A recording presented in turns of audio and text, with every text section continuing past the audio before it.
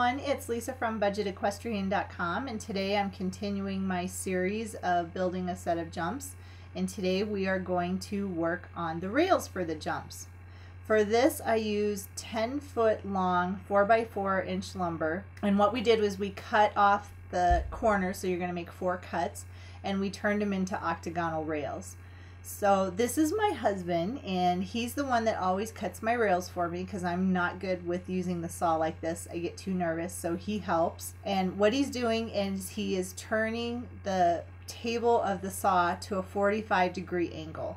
And then what he's going to do is he's going to, well, first of all, he's going to secure the wood. So you clamp the wood down, and then you just cut 4 cuts all the way down the 10-foot piece of wood. And so you're cutting off the corners, and it makes it like a triangle piece all the way down, and that will turn this piece of 4x4 square lumber into an octagonal rail, which is nice because it doesn't bounce out of the jump cups, so it's a little bit harder to get the pole out of the jump cup. As you can see, he's just turning the lumber to make sure that, you know, he's going to cut one side at a time. And he secures it with this clamp, and that just keeps the lumber in place. So then he stops, moves it behind it, and then he continues on in one simple movement. Well, he makes it look simple. I couldn't do it. So this is why he helps me out. And you can already see the shape of the rail taking place, which is really cool. I love the way these turn out. They're very nice. They're extremely sturdy. They're very heavy, so it makes it, you know, substantial if your horse is going to knock into it. It's not something light like a PVC pipe, which will just bounce out of the jump cups. These won't bounce out, and it's going to smart if he hits it, so he'll learn to pick up his feet, which is very exciting because I don't know about you, but where I live, it's really hard to, actually impossible to find the jump poles unless I buy them online, and they're extremely expensive. So to make this jump pole that's 10 foot long, this cost $11.89, and then a little bit of, you know, sweat equity into it. I think that makes it nice because then you actually, you know, took part in making your own jump, which I think that's really cool. It does take some time, but I think it's completely worth it. So the next thing that you're going to do after you have your rails all cut is you're going to want to sand them. The sanding is really important because that gives it a more professional and finished look.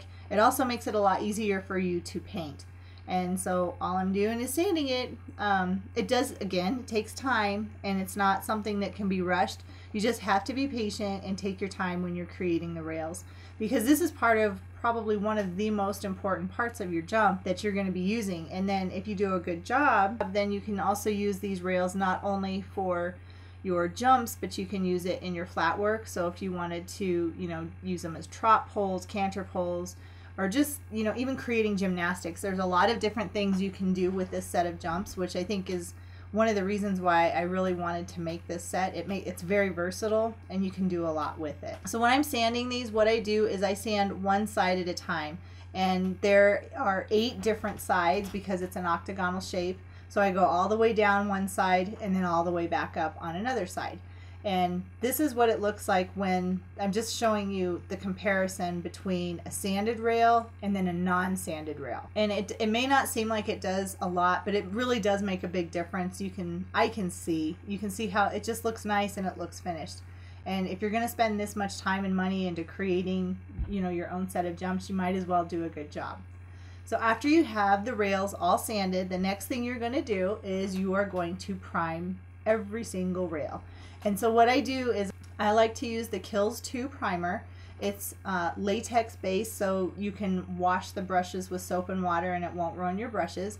It's safe to use inside or outside, so if you have an indoor arena or an outdoor arena, it doesn't matter. This will keep your wood sealed, and it'll make it last longer. Especially if you're painting, you know, depending on what color you're painting, you'll have to use less finish paint because the rails have already been sealed, which is a big deal because I only used a quart of each color when I was painting these. So the Kills paint, that was $27 for a 2-gallon bucket. For 1 quart of the colored paint, it was about $8.97. So it's more cost effective to do the primer and then use less paint when you're painting. So once your primer is all dry, then you can begin to paint your rails. And this is really fun because you get to see everything is kind of coming together. You're almost at the finished part for your rails. And for this one, I'm actually painting blue first. And this is the Ford blue that I found at the Big R, which is kind of like a Murdoch's or a Tractor Supply store. And again, it's oil-based enamel, so it will stand up to the elements of being outside. And it's a high gloss finish, so it will be really bright.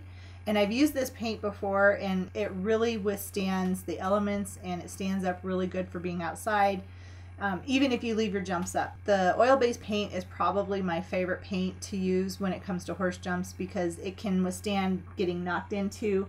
Yeah, you're going to get dings and stuff, but not like you will the latex paint. When I first started, I did use a lot of latex paint, but it just got marred and dinged up so quickly and easily. I was like, there's got to be a better way. That's why I switched to the oil-based paint.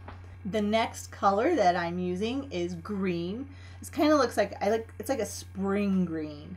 So this is the color that I used for the gate as well, and I'm going to show you that in the next video of making the gate. But the green is really pretty. Again, it's an oil-based enamel, and I did get this one at the Big R as well. The next paint that I chose was red, and it's very bright. It's very pretty. And this paint is oil-based enamel again, and this is Rust-Oleum brand. And these were, the quart sizes were like $8.97 at Home Depot, which is cost effective. So I was able to do 2 rails and then also a pair of standards. And of course the last one, you've got to have white, or I like to have white when I'm building my jumps. So we had 2 plain white rails. Only painting all of the exposed surfaces. I didn't flip them over because the oil-based paint has to dry at least 12 hours in between the coats. So these are the jumps when they're all completed. This is what it's going to look like. So if you want to learn how to make your own jumps and how to make your own set of jumps, just check out my videos.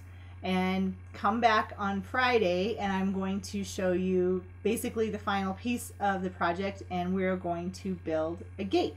Thank you so much for watching. Don't forget to subscribe.